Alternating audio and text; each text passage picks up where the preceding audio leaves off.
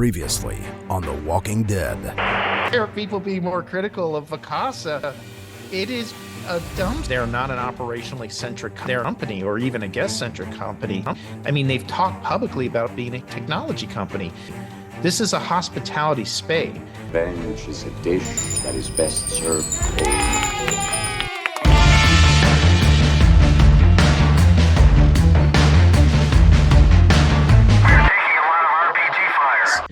So in terms of V-Trips, I mean, I certainly can say I'm the owner founder. I understand at least the hospitality business. Also think I can talk in a serious way about technology. So Amber and I can actually have conversations that are productive. Sometimes we don't agree, like her and Miriam, but sometimes we agree. And we can actually, talk about resources and priorities and things like that. And I think that makes a difference. And I'm going to talk to Miriam next. One of the things I learned the hard way, because I didn't do it right the first time we did major expansion, was how important the local experience was. And Miriam and I clashed initially because she's like, you better not get rid of the name Jackson Mountain Homes. So Miriam, you've been one of the people who's been pretty consistent talking about the local flavor, even in Smoky Cove, how important that is. Talk about how that's so important in terms of goodwill and customer trust and even owner trust within a local market. Yeah, so I'm going to piggyback just a second. A lot of people don't agree with me. It's fine. No, I'm going to agree. You don't even argue that much. So that's all funny. I was coming to you first. It was going to be like, I agree with something you said. I think what the Vacasa, to go to that, is I think people, look, they have a lot of great people that work for them. I have friends that work there. I think as an industry, we have to take the feelings out of it and look at it and communicate about Vacasa as this is what they've done correctly. This is what they've done wrong. Let's grow every other property management around it and have that feel right. Again, they've done good things, they've done bad. And I think where we kind of get tied up in is, look, things are going to be different. It's not coming at their staff personally. It's let's figure out the industry the same way with Airbnb. But to the local feel, oh yeah, Steve and I probably had it out more than anybody that's ever worked at V-Trips, possibly besides one other person. And I mean, and he's shaking his head because he knows. I mean, there were days, we would be on calls and it was just going back and forth. But you're right, keeping that local flavor and feel, of having those boots on the ground for Jackson Mountain or Southern or Tybee, that makes a difference. That's a big thing with Vacasa where they failed and tried to centralize just that name.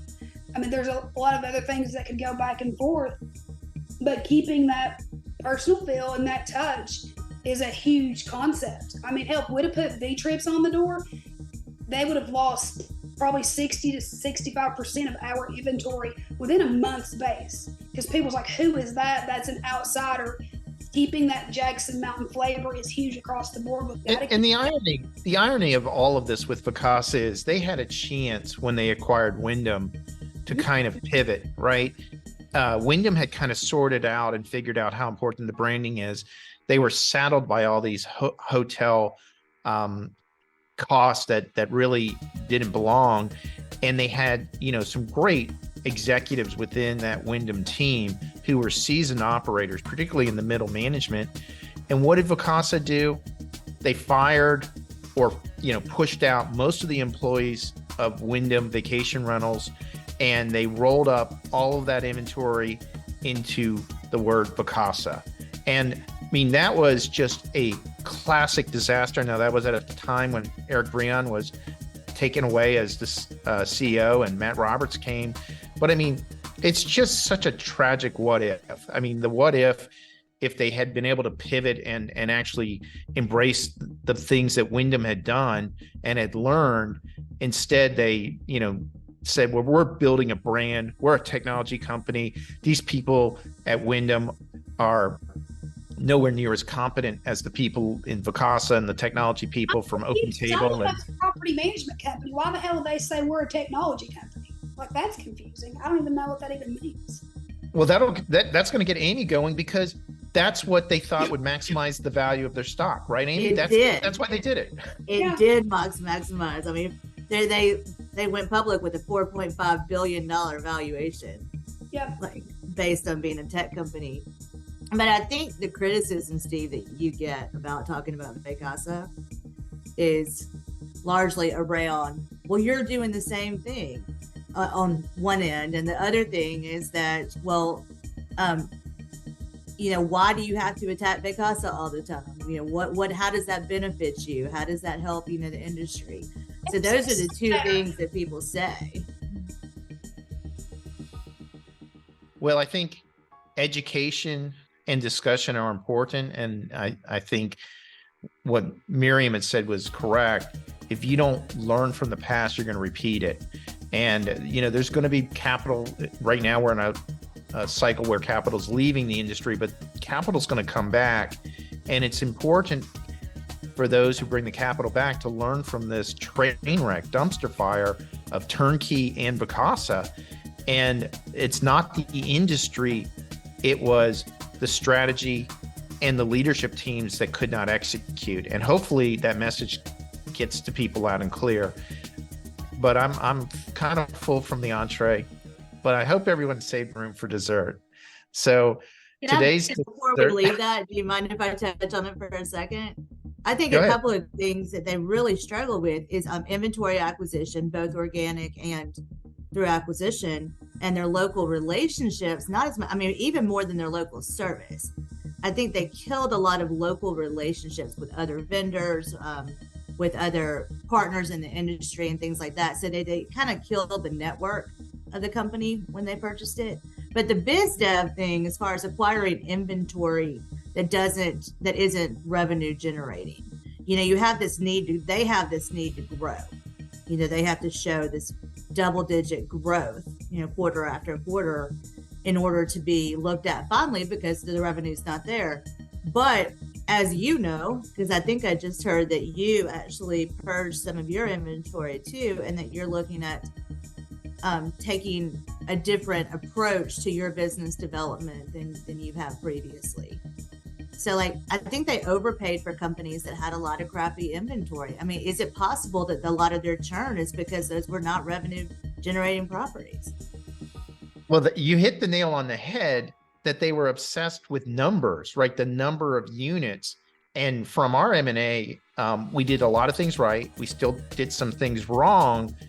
Some of the units we purchased were kind of these hotel or studio properties that just weren't revenue producing, and actually were pulling down our Q scores, our customer service and satisfaction scores.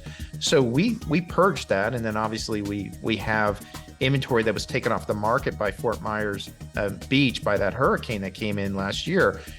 We don't show that as inventory if it's not revenue. So once the properties come back, we'll turn them back onto the system. But I think the bigger issue is, Vacasa is not releasing how many numbers of units they have currently. The last number was 44,000, because I think they're afraid that if they release a number below 44,000, they're going to get hammered. Well, which could be the case, but they have not been able to focus in on revenue producing. That's the real metrics. It's revenue per unit, not number of units. That's the wrong metric. But they were being judged by that number of units metric for a long time. So that pivot was bizarre. That had to be a whiplash kind of change in focus internally. Well, look, they did all of this to get into an IPO through a SPAC. I think, anyone who is paying attention can see that just a lot of really bad decisions were made. And I feel sorry for the employees who are caught in the middle of this. But, let's face it. Vacasa has been almost like a Death Star, where they bought companies and they've driven really competent employees out. They bought 200 companies. Part of the reason why there's not as many companies that need enterprise software systems is they were sold and purchased by Vacasa, who absorbed them into this mess that's called Vacasa right now. And they've caused a lot of havoc for this industry, and it's going to take some time for this industry to recover. And again, I think eventually somebody will buy the remains of Vacasa. Hopefully it'll be a private equity company that'll put in a leadership team that's actually a hospitality team. And then I think we can start to go on a positive path forward. But I've been wrong. I mean, the timing so far is they haven't done that. And instead, they're doing a reverse stock merger. I mean, I think the reason it's important is looking at inventory. We talk about our industry being resilient. And like Amber's right, we've been in it for a long time. I mean, it's been a minute. And it is incredibly resilient. It is. It's almost miraculously resilient as an industry. But it's not the entire short-term rental industry that's resilient. You know, there's a segment of the vacation rental industry that's incredibly resilient. And largely it's beach, mountain, lake, you know, tier 1, tier 2 inventory. It's not the tier 3, tier 4 overflow of inventory, overflow supply. So like all of the cul-de-sac supply, all of the supply that's in apartment buildings and golf communities and, you know, things that are neighborhoods, that are residential and that kind of stuff that's everywhere right now. And a lot of this building of inventory that's way off the beaten path and outside of the areas that people would consider leisure destinations. I mean, I think that stuff is not resilient. We haven't seen that is a resilient set of inventory. No, clearly, I mean, that's another conversation, which is this inventory increase in late 2021 and 2022, where speculative investors bought inventory off the beaten path, tier 3, tier 4, whatever you want to call it, you know, caused bad guest experiences. It's caused neighborhood friction problems. It's caused a lot of heartburn for the industry, and hopefully some of that inventory is going to start to convert to long-term rentals. That's my guess. I've said that to analysts that I've talked to, and some of it will just be sold if they can sell it. But now for dessert. I know everybody's ready and eager for dessert. I promised everyone a special dessert. It's going to be served cold. So we're going to talk about the franchise model. So the franchise model is not something new.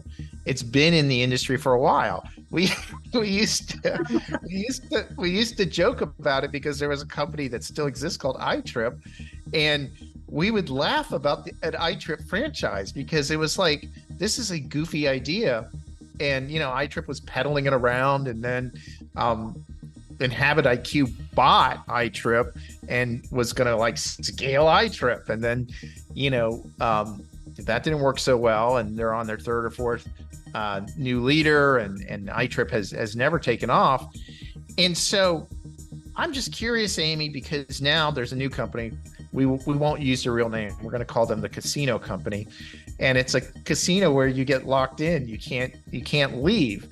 But, you know, now all of a sudden we're supposed to say good things about this franchise model. And I've talked in private to business brokers who will say they cannot resell a franchise. Like you know, these people want to sell, they cannot sell them because you got to sell the franchise to another person that wants an iTrip franchise or a casino franchise. So my question to you, Amy, is how is it possible that we can't have a real conversation about the franchise model? How is there so much? We can have a really good conversation about the franchise model. I'm not sure you're able to have a good conversation about the franchise model. I think that, I mean, I actually have some friends who were working for a property management company down here and wanted to go on their own. They were like, we can do a good job. And they signed up with the iTrip, you know, franchise. What the franchise model provides to these companies, like what they're saying they provide for these companies. I feel like, and I don't know this for sure, I think the question is there a perceived need for the services that a franchise offers, or is that actually a real need? Like, is there real value in what the franchise offers to the individual company, or is that something, is that a result of how overwhelming this industry is, how frustrating it is with technology, the lack of direct marketing, the being at the beck and call of Airbnb's policy changes all the time? Are those kind of the things that are driving, you know, this move into these franchise models? I'm just kind of curious if it's real or perceived. So Amber, My question to you is, because you've looked at some of these software systems like Hostfully and Hostaway and Direct and on, why wouldn't you just buy one of those software systems, hire consultants, and scale that way? Why would you tie yourself into one of these franchise models where it, depending on the language, you can't even get out of? What is the sense of this? The few people that I've talked to, and I haven't spent a ton of time in that model either. In the conversations that I've had very similar conversations around the fact that they can't sell, etc. But I think actually we had a company here locally that started up with one of these franchises. And if you talk to them, it's because it's easy. Our industry is intimidating. It's very hard. I think that's what happens with some of the VC companies or the PE money. Like, they all assume that this is easier than it actually is. And, people don't always think about the future, right? So a lot of people don't think about, like, well, what if I want to sell someday? That becomes secondary to, I want to jump on the Airbnb train, right? Because that's what they call it. Like, I want to be an Airbnb investor. I want to be part of this, exciting industry. And I actually think, again, there's a conversation to be had about, if we want to call it franchising, that could be interesting for the future. I mean, as we figure out incredible tech stacks, and if we're not going to change the brand, and that's what scales and works, we're still to TBD. Is that some form of a franchise model? I'm just saying that I think that there is a world where it could be interesting. The part where you can't sell it, though, is bizarre. I mean, it's absolutely, there's something still broken about it. I mean, because no one gets in this business to build something amazing that they can't cash out on. So Miriam, you're familiar with some of these casino franchise people, and you've gotten a chance to meet some of them. What is your thought here? I mean, is it just they put out a lot of good Kool-Aid? I mean, the Kool-Aid's great. Let's just put it there. If I didn't know what was happening in the world, I'd have drunk it, signed my life away. It really is the timeshare, like you see that, right? Because people who purchase timeshares can't get out of it. Kind of a timeshare model. No, I think it's, if you look at it and you look at their base, right? A lot of these have purchased or got in their organizations a lot of smaller 20 units or less. A lot of destinations that struggle with hiring. And I've met some at conferences where I met a lady, she had 48 properties. She signed up. She thought she was going to get some additional support, some things. We really not. We just got the name on the front door. We're checked out. I mean, because that's what it is, right?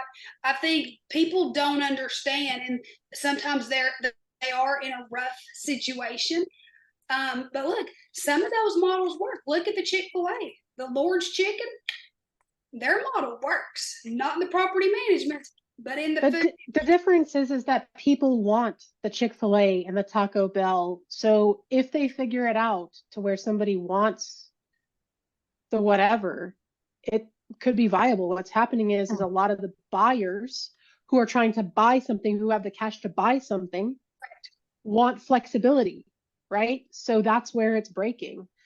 But Amber hit it on the nose, right? So with Chick-fil-A, you're buying a franchise and a name and an identification. McDonald's, same thing. Burger King, Jiffy Lube. I mean, there's a reason why franchises work, because the value of the franchise is that the customer has an expectation either to the food or the service, etc. If you go and get a franchise for casino, it's not a brand. Nobody's ever heard of it. That direct website is just it's like the Vacasa site. It just doesn't register with the consumer, right? So I mean, at the end of the day, there's been a lot of marketing, a lot of hype. I don't think it's a good model, but talking about good models and bad models shouldn't be a reason for people to get upset. I mean, we should be able to have normal conversations in this industry if we're going to talk about how do we improve the industry, how do we get a better image, how do we make sure that people that take their capital and put it to work get a proper return. And I mean, that's the only way we're going to get out of a hard period of time. the whole reason why we discuss these 5 companies is there has to be a dialogue. And so I'm going to bring it back to Amy because she has 2 shows coming up where there's going to be real dialogues. The first is the Women's Summit, December 4th and 5th in Nashville, Tennessee. And Amber and Miriam are both going to be there. We're getting wild. Amber, I didn't have us IV fluids ready to go. I don't know. I'm kind of old. I don't know if I can keep up. That's why I got you the old person IV. I got you covered. Okay. I don't know that Amber can keep up with Miriam's consumption, but I'm sure she'll be able to keep up with her energy level. And then the other conference, which will be right next to Women's Summit, is DARM, Data Revenue. What is happening? I'm just eating my blueberry cereal. I don't even know. Blueberry. We have something at the Women's Summit for every generation. Thank you, Amy. I promise you. I mean, clearly that was a terrible comment that I made. Everybody No. But see, that's what people hurt. Listen, it's a feelings thing. Like when I say generation, it goes back to being able to talk about other property management. Whenever you say anything, it's a whirlwind. I'm just going to eat my cereal. Tell us about it, Amber. Well, Amber, go ahead and talk a little bit about the Women's Summit, and then we're also going to talk next about the next. Amy's going to talk about the Women's Summit. We don't Okay. Amy. Amy, go ahead and talk about the Women's Summit. Okay, the Women's Summit. These conferences are very different. The Women's Summit is incredibly inspirational and motivational, and it is multi-generational. And we are actually doing these conferences are going to look a little bit different than the last ones because we are trying to, we recognize that education and how people learn is changing. And, so we're trying to get a little bit more hands-on, a lot more, a lot more engaging, between the audience and the speakers and doing just a little bit more of a practitioner's, style education and a little bit less theoretical. So I think you'll see that at both shows. But the Women's Summit like I said, it's designed to inspire and motivate, primarily as much as anything. And so we're talking a lot about customer service and marketing, but we do have some motivational speakers coming. One of them, 2 I can't announce yet, but one is Laura Gassner-Otting. She wrote Wonder Hell and Limitless, and she's fantastic. I'm really excited about having her there. And so anyway, the Women's Summit, this is our 3rd time to do the Women's Summit. We do it every other year. And this is just special. It's just a special experience across the board. Now, DARM, on the other hand, the Data and Revenue Management Conference, it's actually immediately following the Women's Summit. So we're doing the Women's Summit on the 4th and the 5th, and DARM on the 6th and the 7th of December in Nashville. They're both at the Omni Hotel downtown. They're just steps from Broadway. So for those who do who are bringing their IV fluids and stuff like that, although we've actually looked at having an IV bar set up at the conference, to be honest with you. Good on the second Yeah, night. I'm a believer. I had before COVID, I used to go to one once a week. The data conference is definitely going to be more hands-on this time. A lot of the feedback was that, okay, well, that's all great now that we know that, but actually, how do we do it? And so there's a lot of discussion there. We're doing Amber and I are working together with Conrad O'Connell and David Angani on a marketing track that's incredibly workshop oriented. If you're a marketer, this is the show to go to. I love it now that marketing matters. Now at that show, our 2 keynote speakers are Will Guadara from Unreasonable Hospitality. Really excited about having him there. And Sean Stewart is coming back. He was there 2 years ago in Charleston. And Sean has a real ability to see the future. There are very few people that I trust about their opinion about what's about to happen in technology more than Sean Stewart. And Will Guadara he is the guy. It's his moment right now, talking about hospitality, why it's so important. And And I think that that's important for our industry, especially as we're talking about things like technology, data, revenue management, AI, marketing, to really think about why we're in this business anyway, and especially with the level of executives that come to that show, I think it's a good time to bring him in and have that discussion. Steve, I believe, is also coming to have a conversation with me that I'm sure will be light and like and happy. Yeah, I was Amy. You let the cat out of the bag. So I was going to tell everybody about Darm. Bring your popcorn because I'm bringing a flamethrower to Darm. So straight fire is coming. Oh yeah. We have a podcast studio set up, so you guys can pop right on in and do your own show right there. Honestly, this show is going to be really good. I mean, we're talking about the future of the industry right now, and I mean enterprise on our enterprise level. I'm not saying that the show is not valuable for small companies, because I believe that it is, but if you're a company that manages over 200, 250 units, you need to be here. I mean, this is a discussion that we are well past having. Amber, how many years do you think that we have seen year-over-year growth in this industry now? Are we looking at what, 8, 9 without a downturn?